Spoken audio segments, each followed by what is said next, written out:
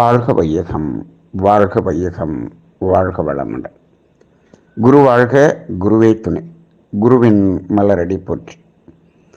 சிந்தனையை உடல் நலத்தை சீரமைத்து உய்வித்த குருவே வாழ்க.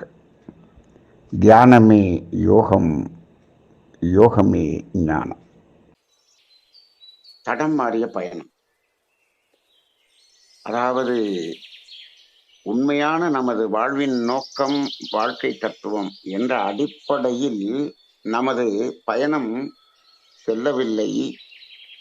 நாம் ஏற்கனவே தடம் மாறிய பாதையில் எங்கோ ஒரு இடத்தில் திசை மாறி நின்று கொண்டிருக்கிறோம் என்பதை முதலில் மனிதன் உணர வேண்டும்.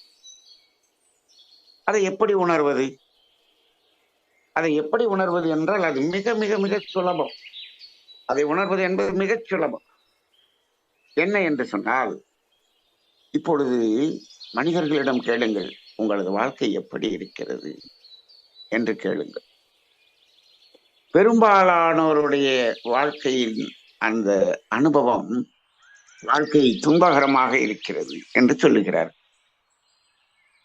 ஆசான் மகரிஷி அவர்கள் சொல்வது போல, உடலிலே நோய், உள்ளத்திலே களங்கம் என்ற அடிப்படையில் இந்த வாழ்க்கை இருந்து கொண்டிருக்கிறது என்பதை மனிதர்கள் உணர்ந்து கொண்டிருக்கிறார்கள்.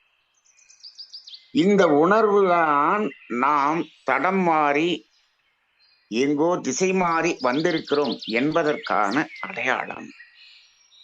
ஏனென்று சொன்னால், அந்த உண்மையான அந்த வாழ்க்கை பயணம் என்ற பாதை துன்பமில்லாத ஒரு மகிழ்ச்சியான, நிறைவான, அமைதியான, ஆனந்தமான ஒரு உணர்வில் பயணிக்கக்கூடிய ஒரு பாதை. அப்ப அந்த பாதை எங்கு தவறவிட்டோம், எந்த இடத்தில் தவறவிட்டோம், எப்பொழுது தவறவிட்டோம், இது நமக்கு யாருக்கும் தெரியாது. ஏனென்று சொன்னால், இந்த பாதை மாறிய இடம் எத்தனையோ தலைமுறைகளுக்கு முன்னாலேயே மாறிவிட்டது. அந்த மாறி சென்ற இடத்தில்தான் அந்த தடம் மாறிய பாதையிலிருந்து மனிதனுடைய அந்த வாழ்க்கை பயணத்துக்கான பாதைக்கு மனிதனை திருப்புவதற்காக தோன்றியவர்கள்தான் சித்தர்கள், மகான்கள், யோகியர்கள், ஞானியர்கள். அவ்வளவு பேரும் அதற்காகத்தான் இங்கு தோன்றினார்கள். இயற்கை இந்த மகான்களை இந்த உலகிற்கு தோற்றுவித்தது என்று சொல்லுகிறோமே, எதற்காக? சொல்வார்கள் கிறிஸ்டியானிட்டியில் கூட, ஜீசஸ் எதற்காக இறைவன் அவரை இங்கு அனுப்பினார் என்று சொல்லுவார்கள்.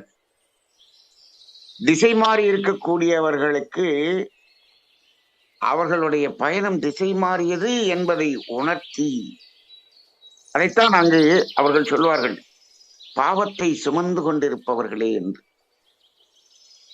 நாம் சுமந்து கொண்டிருக்கிறோம் என்பதை நாமே ஏற்றுக்கொள்கிறோம். எப்படி? வாழ்க்கை துன்பகரமாக இருக்கிறது. அந்த துன்பம் ஏன் வருகிறது? நாம் சுமந்து கொண்டிருக்கக்கூடிய அந்த பாவம். அப்ப என்ன ஆகிறது? ஒரு மயக்கமான நிலையிலே இந்த பயணத்தில் போய்கொண்டே இருக்கிறோம். நமது வேதாத்திரி மகர்ஷி அவர்களும் இந்த நூற்றாண்டிலே நம்மை அந்த பாதையிலிருந்து திரும்ப வைப்பதற்கான ஒரு பயிற்சிகளை எளிமையாக கொடுத்தார்.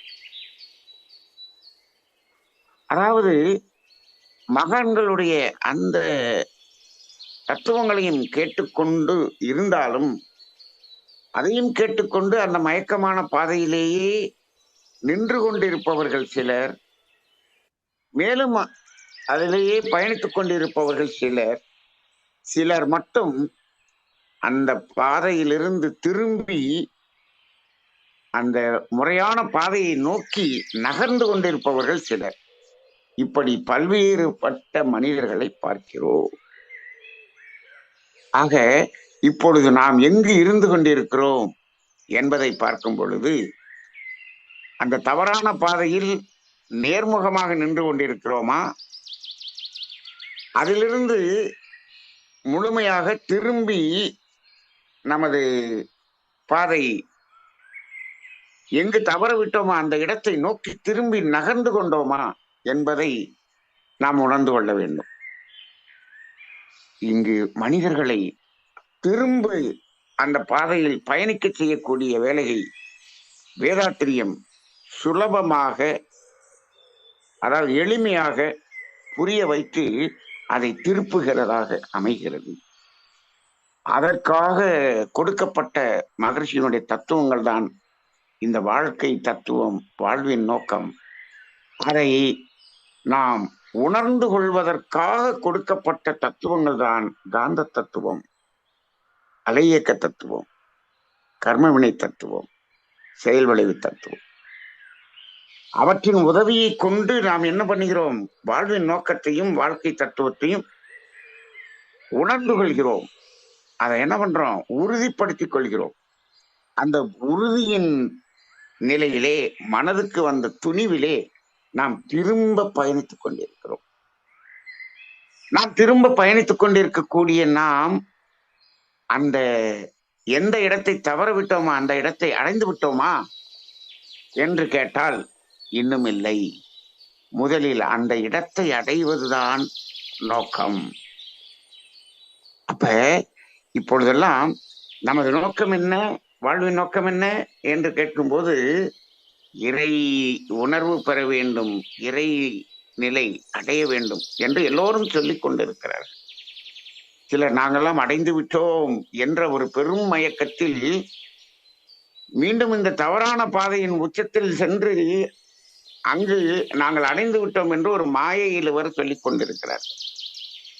இப்போ நாம் இந்த பாதையில் பயணித்துக் கொண்டிருக்கிறோம் என்பதுதான் உண்மையை தவிர, மீண்டும் நாம் அந்த இடத்தை வந்து அடைந்து விட்டோமா என்றால் இல்லை.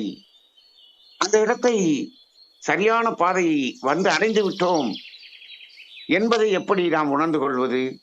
தடம் மாறிய பாதையிலிருந்து சரியான தளத்திற்கு வந்து விட்டோம் என்பதை எப்படி உணர்வது என்று கேட்டால், முதலில் அந்த சரியான பாதைக்கு அழைத்து செல்லக்கூடிய சரியான அமைப்பில் வந்திருக்கிறோமா, சரியான குருவை பெற்றிருக்கிறோமா, சரியாக அவர்களது தத்துவத்தை புரிந்திருக்கிறோமா, இவற்றையெல்லாம் முதலில் கன்ஃபார்ம் பண்ண வேண்டும்.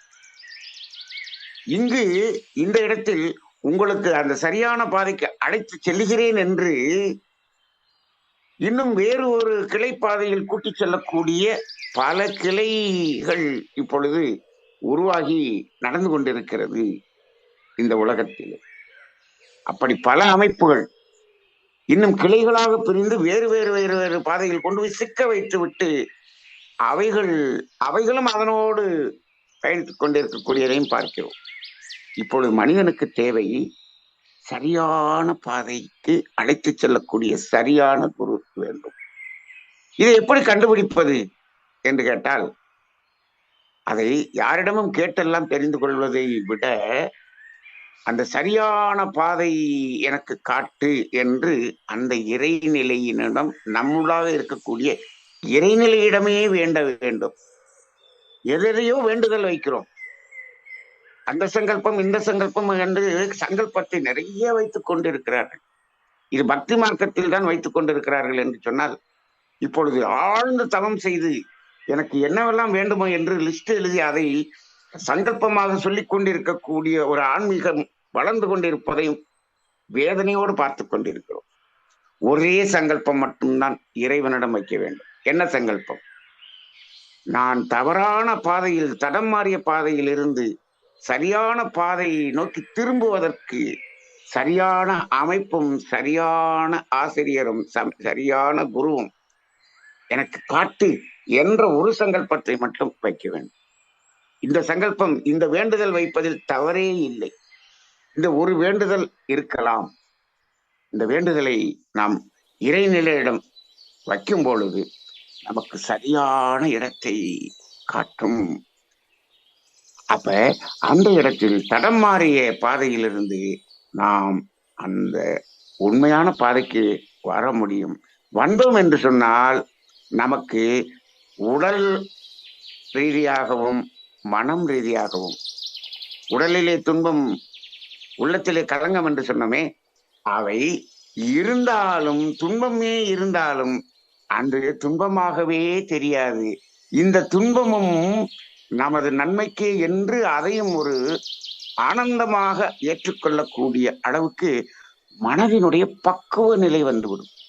ரமண மகரிஷியினுடைய அவருக்கு அந்த உடலில் அந்த அறுவை சிகிச்சை செய்யும் போது அவர் எப்படி இருந்தார், அந்த துன்பமே இருந்தாலும் அது மனதை பாதிக்காத அளவில் அங்கு அதையும் ஏற்றுக்கொள்ளக்கூடிய திடம் என்ற நிலை நமக்கு வந்துவிடும். அது எப்பொழுது வருகிறதோ அப்பொழுது நாம் சரியான பாதைக்கு வந்துவிட்டோம் என்பதை உணரலாம்.